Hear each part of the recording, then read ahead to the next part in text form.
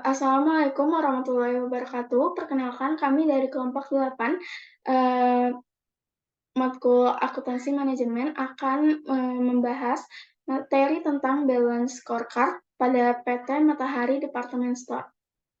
Next. Sebelumnya perkenalkan nama saya Tiara Ramadhani dan teman-teman saya ada Hosiana Gracia, Puspa Nuraini Putri, dan Raka Bagus Ananto. Next. Selanjutnya akan dijelaskan oleh rekan saya.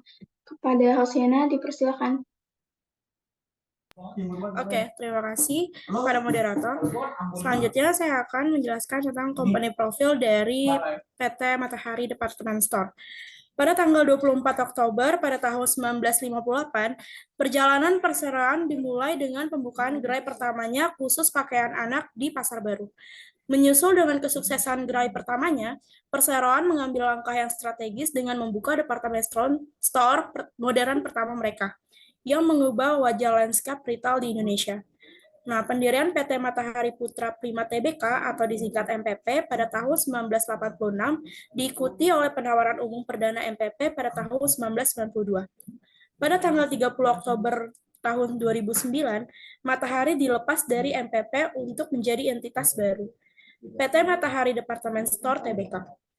Nah, perseroan pada akhir tahun 2021 ini memiliki 139 gerai yang beroperasi di 77 kota dan juga toko online matahari.com yang menawarkan berbagai macam produk yang berkualitas tinggi dengan merek eksklusif yang dapat menunjang gaya hidup masyarakat.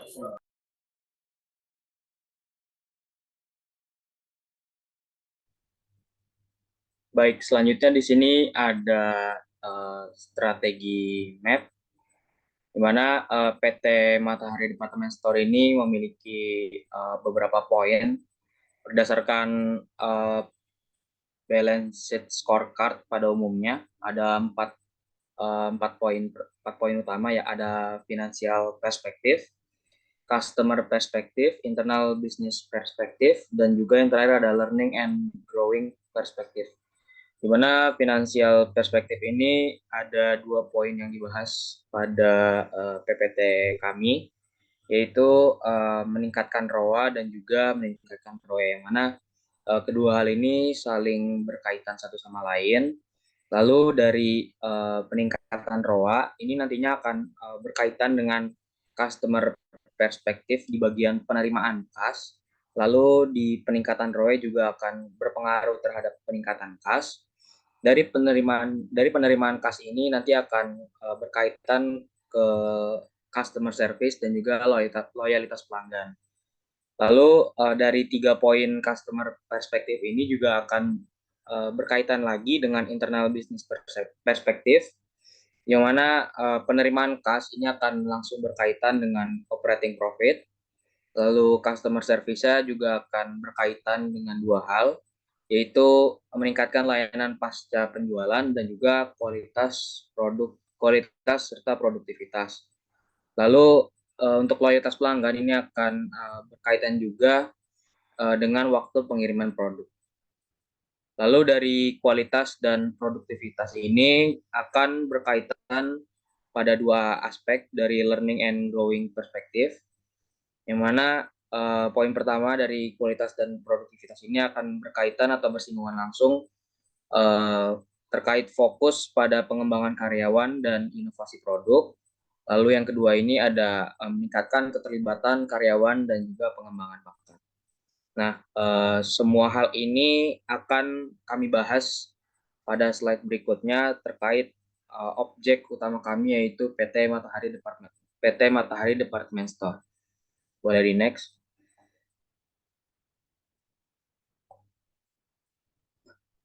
Oke, baik. Selanjutnya di sini kami membahas balance scorecard, yaitu ada 4 perspektif, di mana yang pertama financial perspektif ini menggunakan analisis rasio keuangan profitabilitas, yaitu berupa return on asset atau ROA, dan juga return on equity atau ROE. Nah, selanjutnya mungkin rekan saya bisa menjelaskan yang lainnya. Oke, yang kedua di sini ada customer perspective. Customer perspective ini menggunakan analisis berupa penerimaan kas, customer service, dan loyalitas pelanggan. Selanjutnya ada internal business perspective. Pada tahapan ini dilakukan analisis terhadap operating profit, layanan pasca penjualan, kualitas dan juga produktivitas, serta waktu pengiriman ke pelanggan.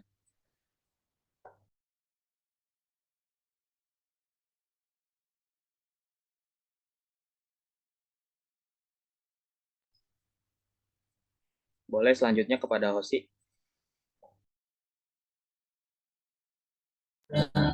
Oke, kalau yang keempat itu kita membahas learning and grow perspective dengan melakukan analisis pengembangan karyawan dan juga inovasi pada produk dengan tujuan untuk meningkatkan keterampilan melalui pelatihan, merangsang ide inovatif, dan juga memastikan keterlibatan serta pengembangan bakat pada karyawan. Oke, selanjutnya di sini kami juga melakukan pengukuran kinerja pada balance scorecard beberapa measures-nya, yaitu untuk mencari range kinerja, rate, skor, dan juga tingkat kinerja. Dan untuk mencari range kinerja itu sendiri, yaitu ada rumusnya berdasarkan sumber dari jurnal Riana tahun 2017, di mana untuk mengukur range kinerja itu dengan melakukan pengurangan antara pencapaian tahun N dikurang pencapaian tahun sebelumnya dan dibagi pencapaian tahun sebelumnya. Nah, sehingga setelah mendapatkan range kinerja berupa persentase, kita dapat melakukan klasifikasi skor dan juga tingkat kinerja pada setiap pengukuran di balance scorecard-nya. Next. Oke. Selanjutnya di sini saya akan menjelaskan mengenai financial perspektifnya, di mana kami menggunakan measures dan juga strategis objektifnya itu. Yang pertama menggunakan ROA dengan meningkatkan return on asset-nya. Di mana di sini kami menggunakan dua data berdasarkan sumber dari annual report PT Matahari Departemen tahun 2021 dan juga 2022, di mana tahun 2021 tingkat ROA-nya itu sebanyak 24% dan tahun 2022 itu 16%. Dan berdasarkan hal ini, maka inisiatif yang dilakukan PT Matahari Departemen dengan meningkatkan efisiensi operasional untuk meningkatkan ROA-nya, di mana merupakan tindakan yang konkret termasuk dengan cara optimalisasi penggunaan aset, pengurangan biaya, dan juga peningkatan efisiensi operasional secara keseluruhan. Dan awalnya itu target performance-nya itu dengan menetapkan target EBIT atau earning before interest dan tax-nya itu sebesar 1,8 triliun pada awal tahun, namun tercapai melebihi target awal yaitu sebesar 2 triliun. Sehingga dari hal ini, data ini kami bisa mendapatkan range kinerja sebesar 0 sampai 50% dan mendapatkan actual performance sebesar bertambah sebanyak 50%. Sehingga dapat dikualifikasikan bahwa skor pada measures ROA ini mendapatkan nilai 2 dengan tingkat kinerja cukup baik. Next. Oke, selanjutnya di sini kami juga menggunakan financial perspektif yaitu ROE atau Return on Equity, di mana pada tahun 2021 itu sebesar 91% dan tahun 2022 itu sebesar 238%, di mana PT Matahari Departemen Store ini menggunakan inisiatif seperti perseroan melakukan peningkatan efisiensi biaya yang dapat meningkatkan profitabilitas atau EBIT-nya, lalu juga PT Matahari Departemen melakukan pengurangan modal yang ditempatkan dan juga di-store pada setiap pemilik saham. Dengan hal itu, maka PT Matahari juga melakukan target performance untuk ke depannya dengan cara mengoptimalkan peluang di momen belanja tertentu, misalnya Lebaran atau Natal, sehingga meningkatkan laba bersih dan juga efisiensi biaya yang dapat secara konsisten dan optimal. Lalu yang kedua itu, pemegang saham dapat menyetujui pengalihan saham hasil buyback melalui penarikan sebesar 261.725.200 lembar saham untuk ditempatkan dan disetorkan. Dan berdasarkan hal itu, kita mendapatkan range kinerja sebesar melebihi 100% dengan actual performance-nya bertambah 162%. Dan dari data ini kami dapat mendapatkan bahwa skor dari meningkatkan ROI itu sebesar 4 atau dengan tingkat kinerja sangat baik. Selanjutnya akan dijelaskan oleh rekan kami, dipersilakan. Oke, kita akan bahas mengenai tentang customer perspective dengan measures-nya itu penerimaan kas. Pada tahun 2021, penerimaan kas PT Matahari Department Store sebesar 1,3 triliun dan pada tahun 2002 sebesar 13 triliun.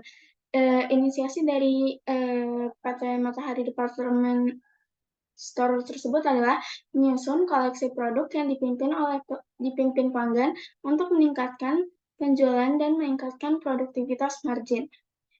Target performance dari customer perspektifnya adalah memperluas jangkauan dengan membuka setidaknya 10 gerai pada tahun 2022 dan 12-15 toko per tahun setelahnya di daerah berpotensi tinggi yang telah teridentifikasi.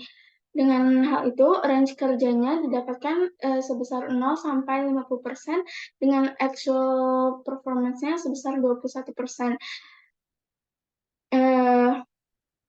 Dan hal itu didapatkan skornya 2, yaitu dengan tingkat kinerja cukup baik. Next. Selanjutnya, strategis objektif dari customer perspective itu ada pelayanan pelanggan. Measures-nya itu yaitu pelatihan, gold star styling, dan dengan setiap orang bisa menjadi visual merchandiser untuk meningkatkan mobilitas dan belanja yang aman di seluruh gerai Matahari. Inisiasi dari customer perspective dari pelayanan pelanggan ini adalah mempromosikan dan menyediakan layanan belanja mandiri di seluruh gerai Matahari. Yang kedua, mengenalkan segmen baru di gerai agar pelanggan dapat lebih lama mengamati barang dagangan sebelum memutuskan untuk membeli. Yang terakhir, menghadirkan layanan customer service yang lebih personal untuk meningkatkan kepuasan berbelanja bagi pelanggan. Target performance-nya ialah pada tahun 2021, survei kepuasan pelanggan menghasilkan Net Promoter Score atau NPS sebesar 54%. Actual performance dari pelayanan pelanggan adalah pengaduan pelanggan yang masuk mencapai 1.571 pengaduan dengan tingkat penyelesaian 100%. Next. Strategis objektif lainnya dari customer perspective adalah loyalitas pelanggan. Measures-nya yaitu program loyalitas Matahari Rewards dengan platform yang lebih baik dan manfaat yang lebih banyak. Inisiasinya adalah meningkatkan retensi dan pembelanjaan pelanggan melalui loyalitas dan personalisasi yang didukung oleh data.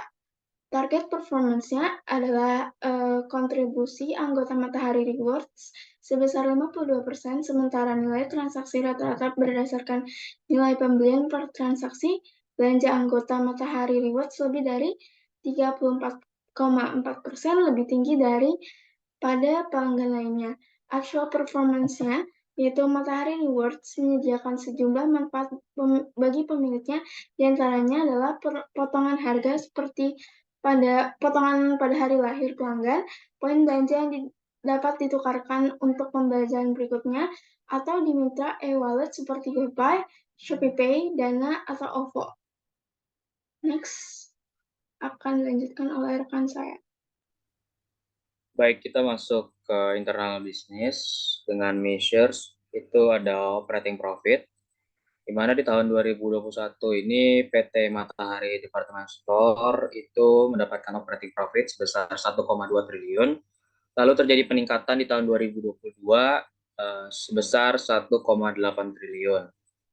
Dengan inisiatif yang pertama ada ekspansi jaringan gerai baru ke kota-kota potensial. Contohnya seperti IKN yang mana nantinya akan dijadikan ibu kota rencananya oleh pemerintahan Indonesia. Lalu yang kedua ada optimalisasi saluran distribusi online. Yang ketiga ada pengadaan stok secara land untuk menekan biaya inventory. Lalu ada target performance-nya.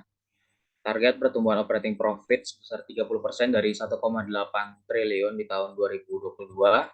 Jika kita kalkulasikan 30% dari 1,8 triliun, itu 0,54. Jika ditambahkan dengan 1,8 triliun, berarti kita dapat nilai sebesar 2,34 triliun rupiah. Dengan perkiraan tantangan ekonomi ke depannya akan lebih berat, maka dibuatlah target pertumbuhan yang lebih realistis, namun tetap menantang.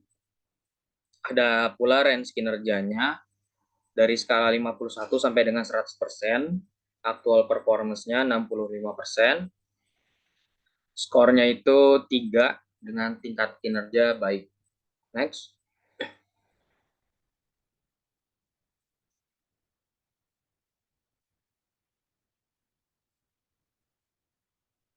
Lalu ada pula strategis objektif dari internal bisnis, yaitu meningkatkan layanan pasca penjualan produk PT Matahari Department Store dengan measures. Yang pertama itu tingkat kepuasan pelanggan terhadap pelayanan pasca penjualan.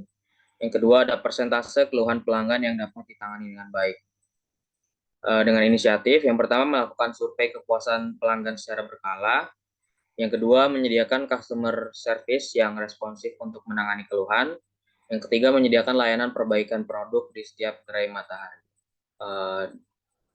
Di poin ketiga ini ditujukan agar tidak hanya gerai pusat atau gerai-gerai besar saja yang diberi tugas untuk melakukan perbaikan, namun diharapkan nantinya pada setiap gerai yang tersebar di seluruh wilayah Indonesia ataupun di luar negeri, diharapkan dapat secara responsif menangani pelayanan perbaikan yang dikeluhkan oleh customer. Lalu ada pula target performance-nya. Yang pertama tingkat kepuasan pelanggan terhadap pelayanan pasca penjualan itu 8 dengan skala 1 sampai 10. Ada pula poin kedua persentase keluhan pelanggan yang dapat ditangani dengan baik secara memuaskan itu ada 90%. Lalu poin ketiga persentase produk rusak yang ditangani dalam 1 kali 24 jam itu sebesar 80%. Lalu aktual performance-nya, yang pertama tingkat kepuasan pelanggan terhadap layanan pasca penjualan PT Matahari masih di angka 7. Lalu yang kedua, persentase keluhan yang ditangani dengan memuaskan sebesar 85%. Besaran persentase produk rusak yang ditangani dengan baik dalam waktu 1 kali 24 jam sebesar 75%. Next. Ada pula meningkatkan kualitas dan produktivitas PT Matahari Department Store dengan measures. Yang pertama tingkat kecacatan produk per 1000 unit produk PT Matahari. Yang kedua tingkat produktivitas karyawan. Yang ketiga tingkat perputaran stok produk pada gerai. Dengan inisiatif yang pertama mengimplementasikan sertifikasi dan standarisasi ISO. Yang kedua melakukan analisis Pareto terhadap catat produk. Yang ketiga, pelatihan karyawan untuk mengurangi human error. Yang keempat, evaluasi rantai pasokan untuk mengurangi lead time atau waktu yang terlalu lama untuk melakukan untuk mengevaluasi rantai pasokan. Lalu ada pula target performance-nya. Yang pertama ada jumlah produk PT Matahari yang cacat maksimal 5/1000 unit produk. Yang kedua, tingkat produktivitas karyawan lebih dari 15%, peningkatan dari tahun sebelumnya. Yang ketiga, tingkat perputaran stok produk sebanyak 12 kali per tahun. Lalu aktual performance-nya, yang pertama tingkat kecacatan yang ditemukan pada produk sebanyak 4/1000 unit, berarti sudah lebih bagus dari target performance-nya. Lalu yang kedua, persentase produktivitas karyawan sebesar 10%. Dari peningkatan dari tahun sebelumnya. Yang ketiga itu perputaran stok barang terjadi sebanyak 10 kali per tahun. Next. Kita lanjut pada strategis objektif mengurangi waktu pengiriman ke pelanggan dengan measures. Yang pertama, rata-rata waktu pengiriman produk online dipesan melalui matahari.com atau e-commerce lainnya. Yang kedua, persentase pengiriman tepat waktu sesuai SLA atau kepanjangannya itu Service Level Agreement. Dengan inisiatif yang pertama memperluas jaringan gudang dan gerai regional. Yang kedua, menambah partner ekspedisi dengan lead time lebih cepat. Yang kedua, mengembangkan sistem tracking order real time. Yang keempat, melakukan optimalisasi rute pengiriman produk PT Matahari. Ada pula target performance-nya, yaitu yang pertama, rata-rata produk pengiriman produk online itu 1-2 hari untuk daerah Jabodetabek dan 5 hari untuk luar Jabodetabek. Turun 25% dari tahun sebelumnya. Lalu yang kedua itu persentase pengiriman produk tepat waktu sebesar 95%. Kemudian aktual performance-nya, yang pertama rata-rata waktu yang dibutuhkan untuk pengirimannya 1-3 hari untuk Jabodetabek dan 5-6 hari untuk luar Jabodetabek. Turun 20% dari tahun sebelumnya. Yang kedua, ada pula persentase pengiriman produk online dengan tepat waktu sebesar 92%. Jika terdapat aktual performance yang berbeda dari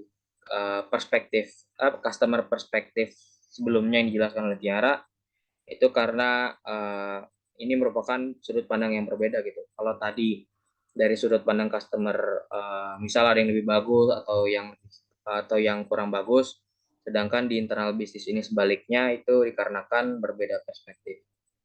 Boleh dilanjutkan oleh rekan saya. Oke, selanjutnya yaitu learning and growth. Yang pertama ada strategis objektif, yaitu berfokus pada pengembangan karyawan dan juga pada inovasi produk. Purpose-nya untuk meningkatkan keterampilan karyawan melalui kepelatihan yang berkelanjutan, dan juga untuk mendorong inovasi produk untuk menjaga daya saing.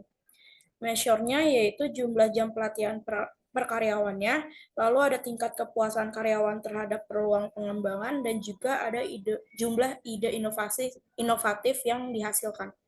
Inisiatifnya yaitu untuk mengimplementasi program pelatihan berbasis kebutuhan.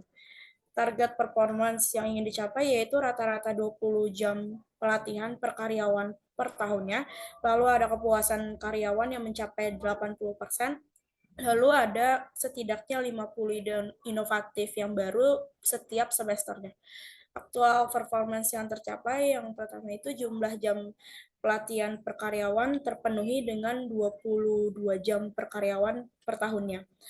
Lalu yang kedua itu kepuasan karyawan terhadap peluang pengembangan itu mencapai tingkat kepuasan sebesar 82%. Itu terjadi peningkatan 2% dari target performance. Lalu yang ketiga ada jumlah ide inovatif yang dihasilkan yaitu melebihi target dengan 60 ide baru di setiap semesternya. Next. Strategis objektif yang kedua itu ada meningkatkan keterlibatan karyawan dan juga pengembangan dalam bakat karyawan. Purpose-nya yaitu memiliki tujuan meningkatkan keterlibatan karyawan untuk dapat mendukung budaya kerja yang positif. Lalu yang kedua untuk mengidentifikasikan dan juga mengembangkan bakat internal pada karyawan. Measure-nya yaitu tingkat keterlibatan karyawan melalui survei dan juga sukses mengimplementasikan rencana yang sukses. Lalu inisiatifnya yaitu program karyawan bulanan untuk memperkuat budaya kerja dan juga implementasi rencana yang sukses dan juga yang terstruktur. Lalu ada target performance-nya yaitu keterlibatan karyawan yang mencapai 85%, lalu yang kedua ada 100% posisi kunci yang memiliki rencana sukses dan aktif. Lalu aktual performance yang tercapai yang pertama itu tingkat keterlibatan karyawan melalui survei yang mencapai 87%. Itu meningkat 2% dari target performance-nya yang mencapai 85%. Lalu yang kedua itu sukses implementasi rencana suksesnya itu mencapai 95%. Posisi kunci mereka yang memiliki rencana sukses dan aktif itu berkurang dari 5% dari target performance-nya. Itu dari learning and growth. Dilanjutkan ke moderator.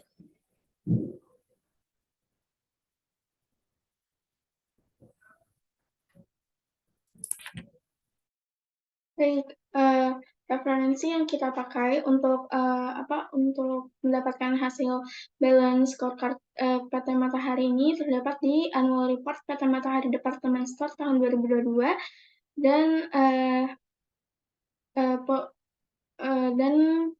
dari pengukuran kinerja perusahaan PT Indofood dengan menggunakan balance scorecard, jurnal sekuritas, saham ekonomi keuangan dan investasi dengan penulis Riani pada tahun 2017.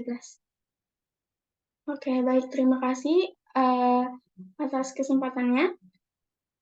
Mohon maaf bila ada kesalahan. Wassalamualaikum warahmatullahi wabarakatuh.